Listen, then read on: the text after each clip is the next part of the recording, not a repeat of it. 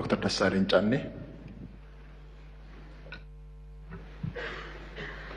አመሰግናለሁ። የተከበሩ አፈ ጉባኤ፣ ክቡር ጠቅላይ ሚኒስትሩንም ለጊዜያቸው ማመስገን ፈልጋለሁ።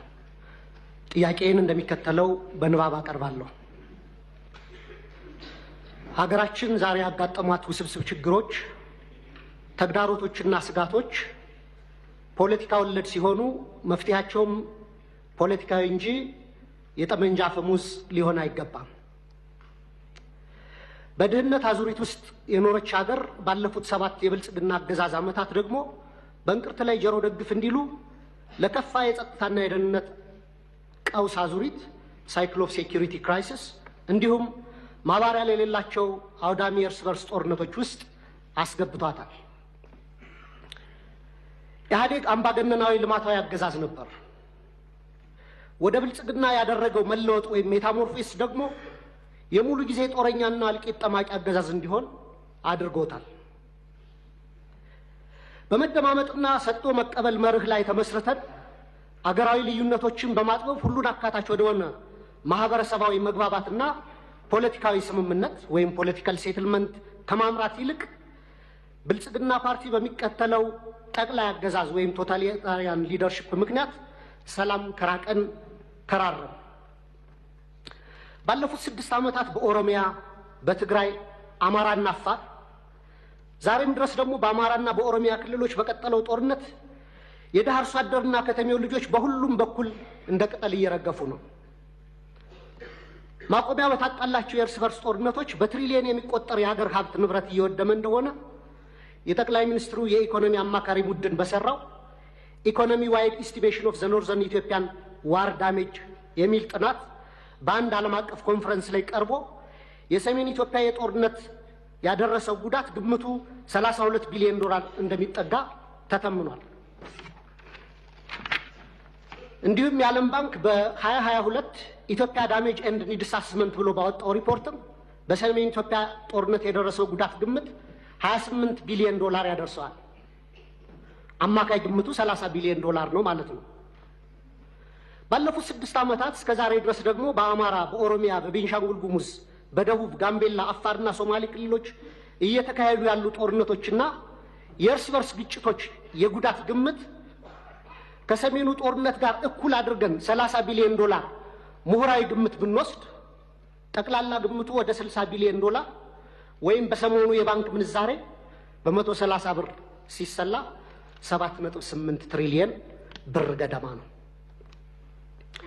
በዘንድሮ በጀት ልክ ቢሰላ ደግሞ በቀጣይ 8 ዓመታት የሀገራችን በጀት የሚሆን ሀብትና ንብረት በጦርነቶችና ግጭቶች አውድመን እንዲሁም በሚሊዮን የሚቆጠሩ ወጣቶችን ጭድ አድርገን ዛሬም የጦርነት ነጋሪት እየጎሰምን ቀጥለናል።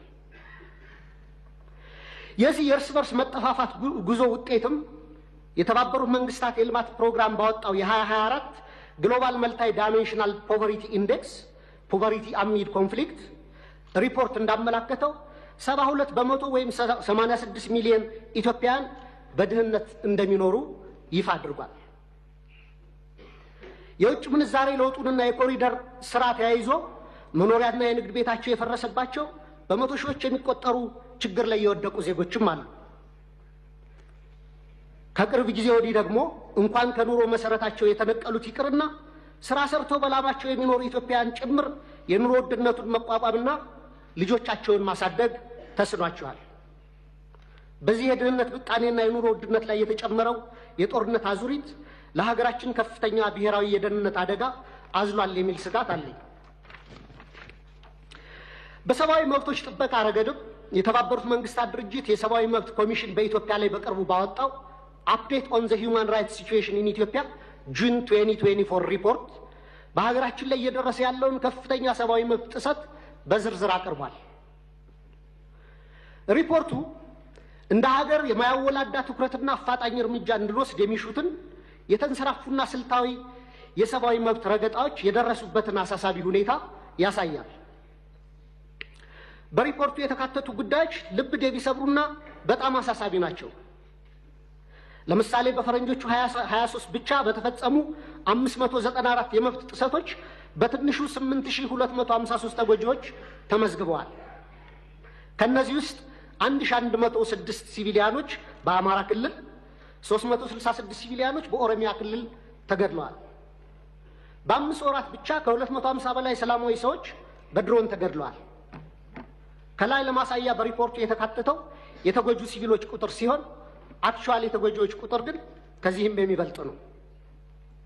እነዚህ የተንሰራፉ የመብት ረገጣዎችና ከህግ ውጭ ግድያዎች በፈረንጆቹ 2024-25 ዓመተ ምህረት ተባብሰው ቀጥለዋል። የድሮን ጥቃት ዛሬም በአማራ ክልል ተጠናክሮ የቀጠለ ሲሆን ህፃናትን ጨምሮ ሲቪሊያኖች እየተገደሉበትና የሲቪሊያን ተቋማት እየፈረሱ እንደሆነ ቢቢሲን ጨምሮ በዓለም አቀፍ ሚዲያዎች ተዘግቧል። በተጨማሪም ሪፖርቱ የዴሞክራሲያዊ ማህበረሰብ አስፈላጊ ምሰሶች በሆኑት ሐሳብን በነጻነት የመግለጽ፣ የመሰብሰብ፣ የመደራጀት መብት ላይ ከፍተኛ ገደቦች መደረጋቸውን በአጽንኦት አመላክቷል። ጋዜጠኞች፣ አክቲቪስቶች እና ሰላማዊ ዜጎች እውነትን የመናገር መብታቸውን በመጠቀም ተጠያቂነት እንዲሰፍን በመጠየቃቸው ብቻ ማስፈራራት፣ እንግልት፣ ስደት፣ እስራት እና አለፍ ሲልም እገታና አስገድዶ መሰወር ይደርስባቸዋል ይላል ሪፖርቱ። ለምሳሌ ያለመከሰስ መብት ያላቸው አማራ የሆኑ የፌዴራልና የክልል ህዝብ እንደራሴዎች የሆኑት አቶ ክርስቲያን ታደለ፣ አቶ ዮሐንስ ቧያለው፣ ዶክተር ካሳ ተሻገር ያለመከሰስ መብት ሳይነሳ ተይዘው ለ20 ወራት ታስረው ይገኛሉ። የተቃዋሚ ፓርቲ አመራሮች የሆኑት የአብን ስራ አስፈጻሚ ኮሚቴ አባል ዶክተር ቴዎድሮስ ኃይለማርያም፣ የኢዜማ የቀድሞ ሊቀመንበር ዶክተር ጫኔ ከበደም ከታሰሩ 2 ዓመት ሊሞላቸው ነው። በተመሳሳይ በርካታ የአማራ ጋዜጠኞች እንደ ምሳሌ መስከረም አበራ፣ ገነት አስማማው፣ ጋዜጠኛ ጎበዜ ሲሳይ፣ ጋዜጠኛ አባይ ዘውዱ፣ ጋዜጠኛ ዳዊት በጋሻውና ቴዎድሮስ ንብረት፣ የአማራ ምሁራን የሆኑት ዶክተር ወንዶሰን አሰፋ፣ ረዳት ፕሮፌሰር ሲሳይ ብቸው፣ ፕሮፌሰር ማረጉ ቢበይን፣ ዶክተር ዘሪሁን ባህሪ፣ ዶክተር መሰረት ቀለመወርቅ፣ ዶክተር ገብረአብ አረሙ፣ ረዳት ፕሮፌሰር ዳኛ አበበን የመሳሰሉ ምሁራን እና ጠበቃ ለሊ ምረቱና ጠበቃ ኤርሚያስ መኩሪያ አይነት የህግ ባለሙያዎች እንዲሁም የመንግስት ሰራተኞችና ወጣቶች በአጠቃላይ 182 የሚደርሱ አማራዎች በ25 የሽብርና ህገ መንግስታዊ ወንጀሎች መዝገብ ተከሰው ያለ ፍትህ ለ20 ወራት በፍርድ ቤት ይመላለሳሉ። የዘገየ ፍትህ እንደተነፈገ ይቆጠራል እንዲሉ የፍትህ ስርዓቱ ዛሬም ቀልጣፋና ፍትሃዊ ውጤት ማምጣት እንዳልቻለ አመላካች ነው። በኢህአዴግ ጊዜ ይደረግ እንደነበረው ሁሉ ፍርድ ቤት በተደጋጋሚ ይመላለሳሉ። ፍትህ ግን እንደ ሰማይ ያርቋቸዋል። በጦር ሜዳ እያዋጉ ተይዘው የታሰሩ የህወሓት አመራሮችን በአጭር ጊዜ የፈታ መንግስት በገዢው ፓርቲ አሰራሮች ላይ የሰላ ትችት የሚሰነዝሩ አማራዎችን ይህን ያህል ጊዜ ያለ ፍርድ ማሰር የገዢውን ፓርቲ አባላት ጠል ፖሊሲዎች በግላጭ የሚያሳይ ነው። የአማራ ክልሉን ጦርነት ተከትሎ ለ10 ወራት የቆየው አስቸኳይ ጊዜ አዋጅ በታወጀበት ባለፉት 20 ወራት ውስጥም በሺዎች የሚቆጠሩ አማራዎች መታወቂያቸው እየታየና በብሔር እየተለዩ ኢተኒክ ፕሮፋይሊንግ እየተደረጉ ታስረዋል።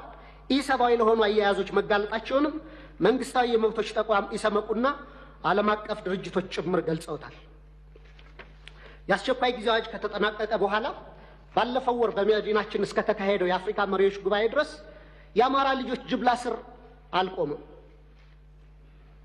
የተባበሩት መንግስታት ድርጅት የሰብአዊ መብቶች ኮሚሽን ባወጣው ሪፖርት ውስጥ የተካተቱ አብዛኛዎቹ የመብት ጥሰቶች መንግስታዊ ተቋም በሆነ የኢትዮጵያ ሰብአዊ መብቶች 2016 ሪፖርት በምርመራ ጭምር የተረጋገጡ ናቸው።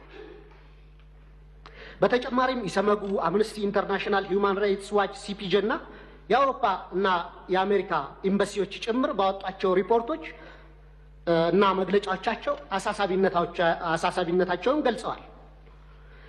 መንግስታዊ ኢሰመጉ ጥቅምት 13 2017 ባወጣው ሪፖርትም በአዲስ አበባ በአማራና በኦሮሚያ ክልሎች የተለያዩ አካባቢዎች በርካታ ዜጎች ያስገድዶ መሰወር ወይም ፎርስድ ዲስአፒራንስ ሁኔታ ሊያቋቁም በሚችሉ እና ያሉበት ሳይገለጽ በተራዘመ ስር ውስጥ እንደሚገኙ ተመላክቷል። የፖለቲካ ምህዳሩን ስናይ ደግሞ ተዘግቶ ምንም አይነት የተቃውሞ ድምጾች እንዳይሰሙ ከፍተኛ የመብቶች መቃ እየተፈጸመ ሲሆን በብልጽግና የሴፍቲኔት ፓኬጅ ውስጥ ያልተካተቱ ጥቂት የተቃውሞ ድምጾችም ሳፎኬት ተደርገው በደመነፍስ ለመተንፈስ እየተፍጨረጨሩ ነው።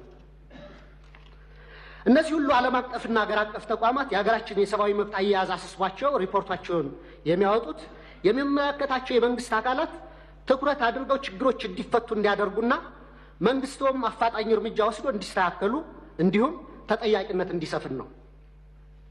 የህዝብ ተወካዮች ምክር ቤትም አንድም ቀን እንኳን ሁኔታውን በተመለከተ በምክር ቤቱ ስብሰባዎች አጀንዳ አድርጎ አለመወያየቱ፣ ሁኔታውን በተመለከተም በአስፈጻሚው ላይ በቂ ክትትልና ቁጥጥር አለማድረጉ፣ በህገ መንግስቱ በተሰጠው ስልጣን መሰረት አንድም የእርምት እርምጃ አለመውሰዱ በታሪክና በትውልድ ፊት ተጠያቂ የሚያደርገው ነው።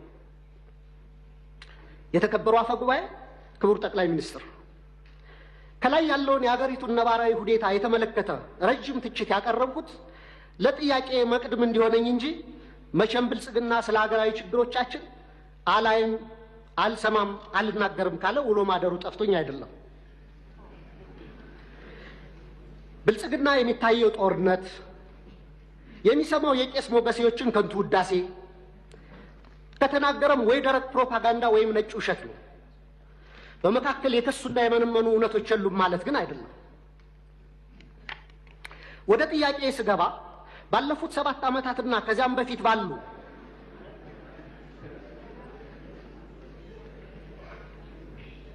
አስርት ዓመታት በኢትዮጵያ ውስጥ በተለይም በአማራ፣ በኦሮሚያ፣ በአፋር፣ በትግራይ፣ በደቡብ፣ በቤንሻንጉል ጉሙዝ፣ በጋምቤላና በሌሎችም አካባቢዎች ለተፈጸሙ ሰፊ የሰብአዊ መብት ጥሰቶች ግሮስ ሂውማን ራይትስ ቫዮሌሽንስ፣ በሰብአዊነት ላይ ለተፈጸሙ ወንጀሎች ክራይም አጌንስት ሂውማኒቲ፣ የጦር ወንጀሎች እንዲሁም የዘር ማሳሳትና የዘር ማጥፋት ወንጀሎች መፈጸማቸውን መንግስቱ እውቅና የማይሰጠውና ኃላፊነት የማይወስደው እንዲሁም ገለልተኛ ዓለም አቀፍ ምርመራዎች እንዲካሄድ